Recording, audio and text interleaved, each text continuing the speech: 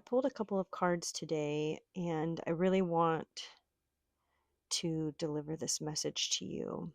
I feel like they weren't just for me, and so here I am sharing them with you all. Welcome to my channel. Um, Maybe you're somebody going through something right now that feels confusing, scary, dark, or just overwhelming in that I don't know what the hell I'm doing here kind of way.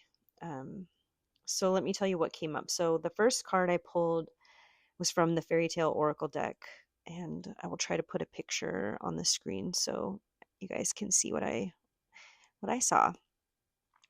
It's the Hansel and Gretel card, the Dark Forest card. It's card number 25, Initiation.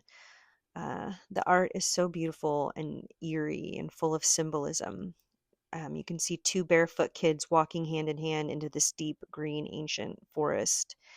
There's a red fox watching them, a white bird up in the tree. If you look, hopefully you can see, but if I noticed the tree itself has this kind of a face in the bark, like it's alive, like the forest is almost watching them, guiding them, testing them. And then I thought, this is Earth. Like, this is us. This is the soul coming into this dense, mysterious, sometimes harsh human life and forgetting why it came. The story of Hansel and Gretel is so much darker than we tend to remember. In the version this card pulls from, the parents abandon them because they don't have enough food to feed them. Literal survival level abandonment. I mean, that alone already carries this big, painful archetype. How many of us feel like we've been left to figure things out on our own? No map, no help, just our wits, our fears, and this feeling of being unprepared. They walk into the forest with breadcrumbs. Their plan is to find their way back. But the breadcrumbs get eaten, right, by birds. And so to me, that part was so symbolic. It's like in life, when we try to leave ourselves clues to remember who we are, signs, rituals, little messages from spirit, they can feel so fragile, so easily scattered. We forget, we doubt, the world gets loud, and we get hungry, tired, scared, and we lose the trail. And even then, the story isn't over. The kids don't die in the woods. They find stones instead. Something heavier things, more solid truths. They adapt. They keep going. And then, and this is where it gets kind of weird and beautiful, I thought they stumbled on a house made of candy. Right? And that part always fascinated me as a kid. It felt magical, It felt like, ooh, like that'd be so cool to find this house full of candy and treats. But, we know it was a trap, right? It was a trap, a beautiful lie. The witch's house is what I think of as false comfort.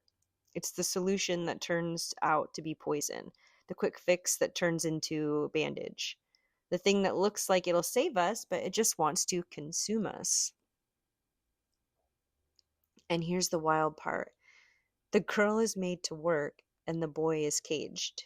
And that right there says to me, like, that's the distortion of the feminine and masculine energy under oppression. One's trapped and the other's used. But they escape. They escape because of wit, courage, and the tiniest spark of self-trust. And when they finally make it out of the woods, the real loss hits, right? The mom is dead. And I don't think that's random. I think the forest kills the illusion of the mother that abandons. It's an ending of soul contract, a wound that finally closes when we walk through it instead of around it. So if you're in a dark time, emotionally, financially, spiritually, or just feeling like you've been tossed into the woods without instruction, this card says you're not lost, you're being initiated. Your life right now isn't a mistake. This part, the scary part, the part where it feels like nobody's coming to rescue you, it's a turning point. It's the part of the myth where you start to become who you really are. And then just when I was sitting with that message, I pulled one more card to clarify, and I got the Eight of Wands. And my heart immediately went, yes, yes, yes, yes, because Eight of Wands is forward movement. It's momentum. It's divine timing. It's like a cosmic green light that says, go, speak, share, act, move, now. In the art, these wands are streaking across the sky like missiles of light, like spirit just sending messages after message to earth, right? Fast, unstoppable. It's like spirit's telling you, you've got the message. Don't wait until it's perfect. Share what you got now. So here's what I think this all means together. You've made it through the part of your forest, maybe not all of it, but enough that you can start to speak, enough that your words, your story, your light, your torch, can light the path for someone else who's still in the dark. And maybe that's the part of why you're here, to walk through what you did so you could become the map. Not a guru, not someone with all the answers, just someone with a real story and a real heart and enough courage to say, yeah, I've been there and this is what helped me find my way.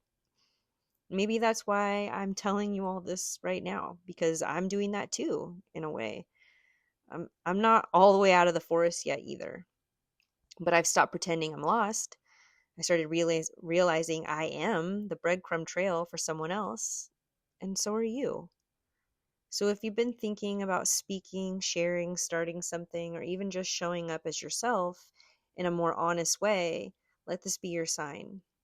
All right? Your story is your strength. The forest didn't break you, it forged you. The breadcrumb path might not be visible to everyone, but you are leaving a trail whether you realize it or not. So trust that, trust yourself, and know that the ending isn't written yet. There's still more forest, but there's also freedom, right? There's also the cake that doesn't turn out to be a trap, the sweetness that comes when you've earned it. And you're doing great. Keep going. And with magic, Megan.